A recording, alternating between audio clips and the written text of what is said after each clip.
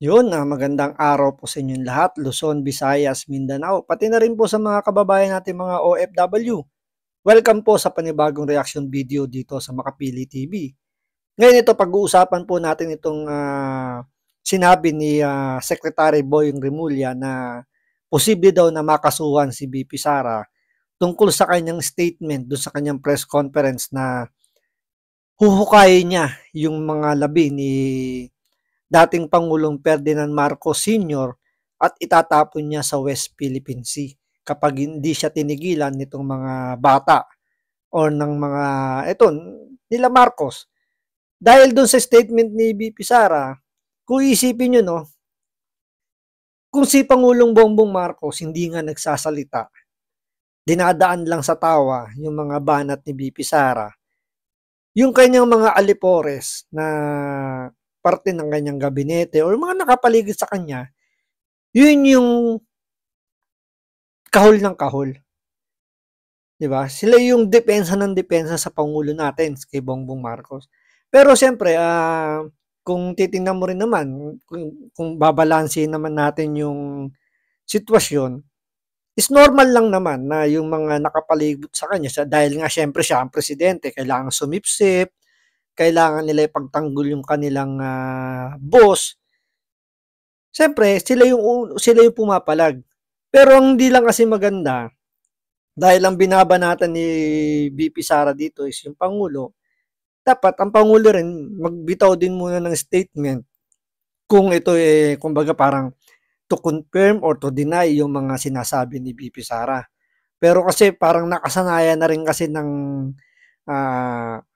or talagang yun talaga yung diskarte ni Bongbong Marcos. Kasi kung papansin ninyo, simula nung tumakbo yan ng Vice President hanggang sa tumakbo siyang presidente, never siyang nakipag-argue dun sa mga binabatong mga aligasyon or batikos sa kanya.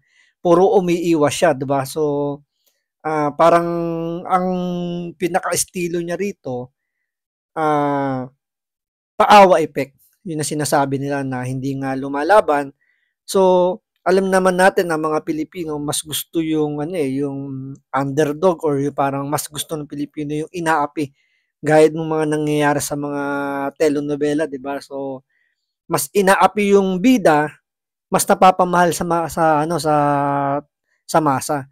So, ito yung nagiging kumbaga ito yung ina-adapt na diskarte ni Pangulong Bongbong Marcos kaya hindi siya nagsasalita. Ngayon, dahil nga hindi siya nagsasalita, itong mga nakapalibot sa kanya, ito yung sumasalag sa mga sinasabi or mga batikos sa kanya. So, gaya nito ni Secretary Boying Rimulya. So, siya yung nagsalita in behalf kay VP Sara do sa mga sinabi niya na plano niyang hukayin yung mga labi ni dating President Ferdinand Marcos Sr. at itatapon niya sa West Philippine Sea. So, panoorin po natin tong sinabi ni Secretary Boying Rimulya. So, bago ang lahat, siyempre, kung hindi ka pa nakasubscribe sa Makapili TV, baka pwedeng pakipindot mo muna yung subscribe button at the same time, palike na rin po ng video, wala namang pong bayad dyan. Kaya, pindot na. So, ito, panoorin po muna natin itong mga sinabi ni Secretary Boying Rimulya kung ano yung mga posibleng ikaso niya kay VP Sara sa mga nilabas niyang statement dun sa press conference.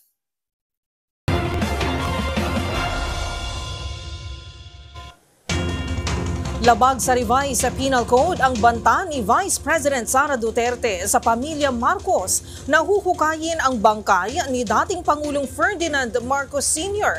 at itatapon sa West Philippine Sea. Sa programang executive session sa DZRH, sinabi ni Justice Secretary Boying Rimulya na labis siyang nagulat sa sinabi ni VP Sara dahil bukod sa hindi nakakatawa ang kanyang banta ay paglalapastangan din ito sa namatay. Binigyan din ni Rimulya na ang sinambit ni VP Sara ay gawain ng isang taong walang malinaw na pag-iisip. Sa ilalim ng Article 353 ng Revised Penal Code, nakasaad na...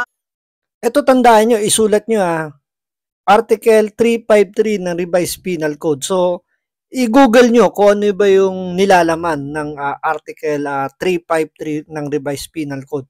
Kasi ako nabasa ko na kung ano yung nilalaman ng Revised Penal Code na yan, 353. Kayo, intindihin nyo rin.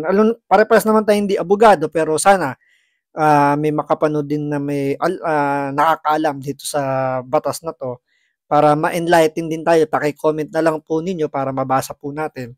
Kasi ako sa pagkakaintindi ko dun sa article ng Revised Penal Code na 353 medyo mukhang hindi yun yung kumbaga hindi siya yung nararapat. Parang mali yung sinabi doon ni Secretary Boying Remulla doon sa article na yon na plano niyang isampa na kaso dito kay BP Sara.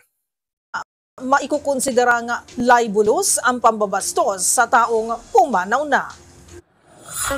Nagulat ako sa YouTube kahapon nung pinapanood ko yung hearing ng press conference ni VP Sara, President Sara. Nagulat ako masyado. Ganun Mabigat.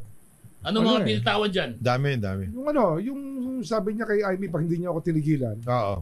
Ay huhukayin ko labi ng iyong ama at itatapon ko sa West Philippine Sea. Grabe yun. Ano yun? Desecration of the dead yan. Ano yan? May violation sa Revised Penal Code. Paul yun. Paul talaga yun. Hindi na nakakatawa yun Iba na It does not speak of a sane the sane and clear thinking person. Iba na yun. Ibang klase talaga. Non-compos mentis na yung pinanggagalingan. Yung binibitawan. So yun po. Kung tutusin, may punto naman doon si Secretary Boying Remulla. Kasi nga naman, kung ikaw yun na pamilya mo, yung sasabihin ng ganun, medyo masakit yun.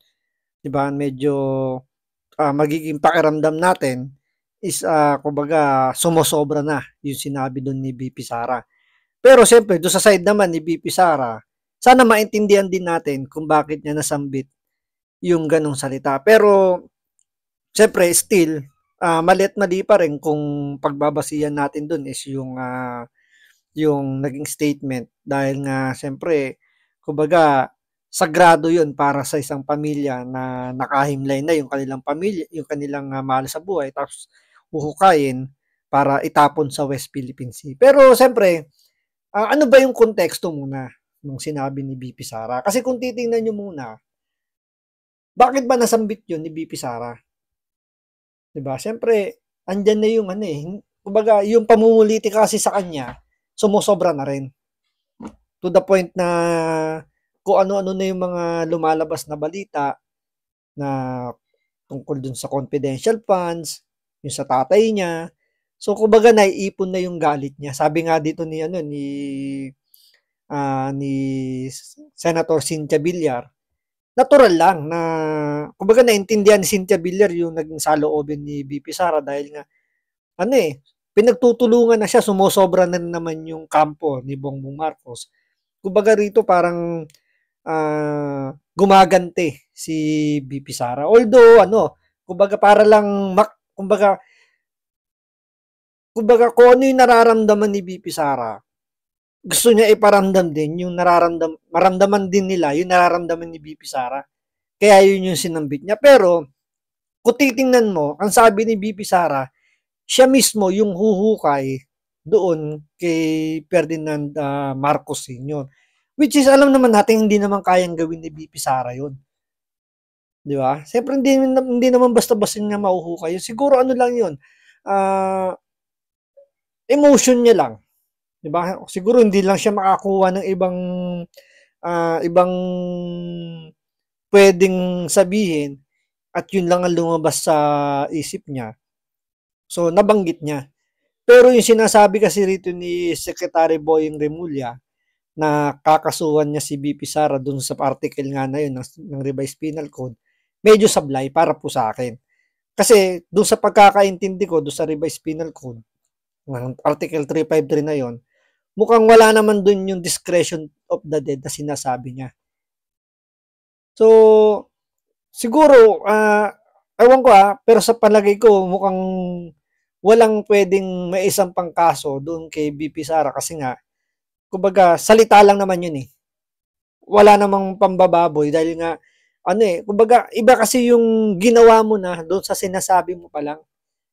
So sa sinasabi mo pa lang, wala naman libel doon na sa sinabi niya. Kasi sabi nga ni Secretary Boying Rimulya, libelous daw yung sinabi ni VP Sara. Pero medyo, sa bagay, hindi naman tayo abogado, medyo malawak kasi masyadong general yung batas na yun. Pero kung babasahin mo kasi yung nakasulat doon sa article ng Revised Penal Code na 353, mukhang wala doon yung sinasabi ni Secretary Boying Rimulya na pwedeng ikaso kay BP Sara. Siguro may iba pa siguro, hindi natin alam.